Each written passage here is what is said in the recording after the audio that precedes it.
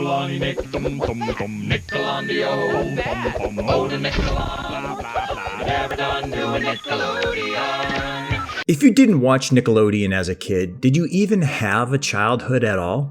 It's hard to believe, but the first US cable channel targeted at children has been around for 5 decades and shows no signs of ever going away. Each generation of kids has grown up with their eyes glued to Nickelodeon, with each generation having their favorite show. One adult's nostalgia for Doug is another adult's nostalgia for SpongeBob SquarePants. Sure, there was kids programming well before Nickelodeon was ever created, but not to the same extent that the channel gave, and certainly not the same tone. Nickelodeon had such a free-spirited, rebellious nature, and yet still managed to give off a kind, decent, and be nice to others vibe to its programming. It was unlike anything else that TV execs shoveled into kids' eyeballs back in the day. The channel was making stuff for kids that never existed before and has been copied ever since. It may not seem like it today with so many different options for kids to watch whatever they want, whenever they want, but Nickelodeon was incredibly groundbreaking for its time, and it's been around for so long that it seems like a given that it was going to be a success. But that was not the case when Nickelodeon was first released all those years ago. This was a channel that no one really thought would go anywhere, couldn't get distribution to give them access to any of their content, and had to produce their own shows on a shoestring budget. Honestly, it's amazing that Nickelodeon has not only lasted as long as it has, but that it even got off the ground in the first place. So let's go back in time and take a look at the creation of Nickelodeon and how it wormed its way into all of our childhoods. The original concept of Nickelodeon was conceived by Dr. Vivian Horner, an educator who worked as the director of research on the iconic PBS kids show from the 1970s, The Electric Company. One of the first channels in the very early days of cable TV, the creation of Nickelodeon was really more of an experiment than anything else to test a now defunct two-way interactive cable system called Cube.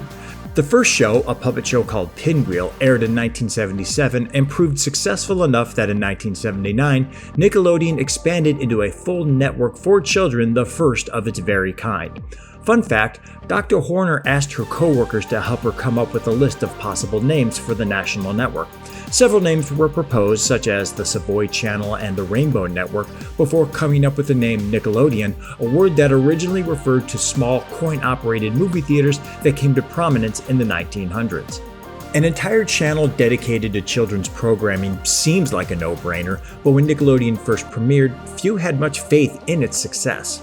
Now owned by Warner Cable, Nickelodeon was used as a loss leader for the company's fledgling movie service, the Movie Channel. In the company's mind, having the first ever children's channel wasn't so much a big deal as the idea that owning it might be somewhat of an advantage in competing with rivals like the very popular HBO. So right away, Nickelodeon was seen as more as an afterthought than anything. The reality is that for a long period of time, Nickelodeon were the underdogs, said Adam Sweeney, the documentary filmmaker who co-directed the recent Nick doc, The Orange Years, the Nickelodeon story. Sweeney adds, quote, "They were up against the world and they were facing very formidable odds and competing against programs and networks that had made the rules and also had all the advantages." Since their parent company was giving them no money to buy shows, Nickelodeon had to fight with distributors to gain access to content, and when they couldn't get that content, they had to create their own. But again, they had no money, which is why in the early days of the network, game shows and sketch comedy shows were such a big part of Nickelodeon's early slate because they simply cost less to produce. Floundering for several years, unable to find a toehold despite being the only dedicated network for children, some of the channel's early shows were so low rated with such low viewership that they literally wouldn't even register rating numbers in the reports, only a dash denoting that the show indeed actually existed. But all that changed with one show, and that one show was You Can't Do That on Television. Licensed from Canadian programming, You Can't Do That on Television was a sketch comedy show that premiered on Nickelodeon in 1981, mainly because it was one of the few shows the channels could acquire the rights to. The preteen version of Saturday Night Live, the show, which starred a very young Alanis Morissette, was the first bona fide hit for Nickelodeon and even introduced the legendary green slime, a staple that has been with the network ever since. Fun fact, the name of the show, You Can't Do That on Television, comes from a note a studio exec gave to the producers. And just like that, Nickelodeon not only had its hit show, it had its voice. Nickelodeon's modus operandi was to be bold and pioneering, and its series not only reflected that, but exuded a playground-type energy that made kids want to be part of the action. Nickelodeon engaged everyday viewers in the excitement. It was kid energy exclusively for kids. Though, even when you were a teenager and young adult, you know you still watch Nickelodeon, don't lie. And this fun, sweet-natured yet rebellious attitude was best reflected in the network's legendary logo, a giant orange splat that plastered itself all over the screen. The logo epitomized Nickelodeon's wild and irreverent spirit. Not surprisingly, the logo was created by the same people behind MTV's spray-painted one, and it gave Nickelodeon a connection to the, at the time, hip network, making it seem like the kids' channel was the younger sibling of the revolutionary music network, making it cool by association, but still maintaining its inherent sweetness. A network that kids loved because of its irreverent, good-natured rebellion, and that parents loved because it wasn't shocking or controversial, Nickelodeon, which at one point had accumulated a loss of $40 million, began to expand its influence even as it began competing with other children's cable channels such as the Disney Channel and Cartoon Network. It became a 24-hour channel itself in June 1985, and its decision to rerun classic TV sitcoms, a decision only made because they now needed more content and needed it cheap, turned into the incredibly popular Nick at Night, which is still around today. The network would continue to innovate their programming, coming up with the Kids' Choice Awards in 1988, an award show that arguably gets the biggest stars to come to the show, In Your Face Golden Globes, as well as their educational program block for preschool-age children Nick Jr. in the same year.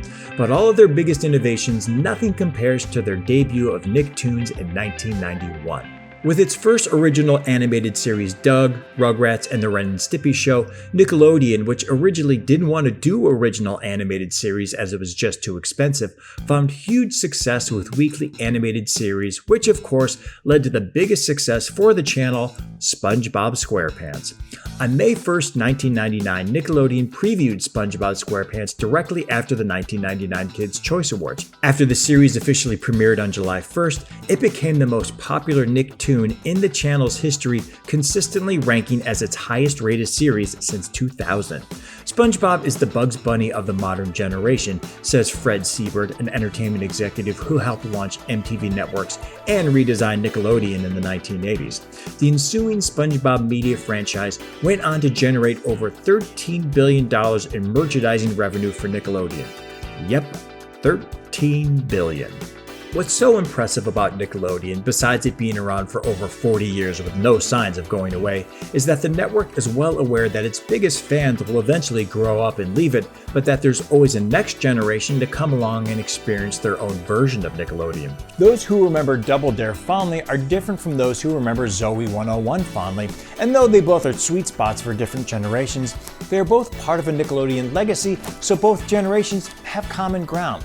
Nostalgia is a comfort as well as a currency, as each generation remembers Nickelodeon as a time when kids could experience a place that was just for kids, no parents allowed.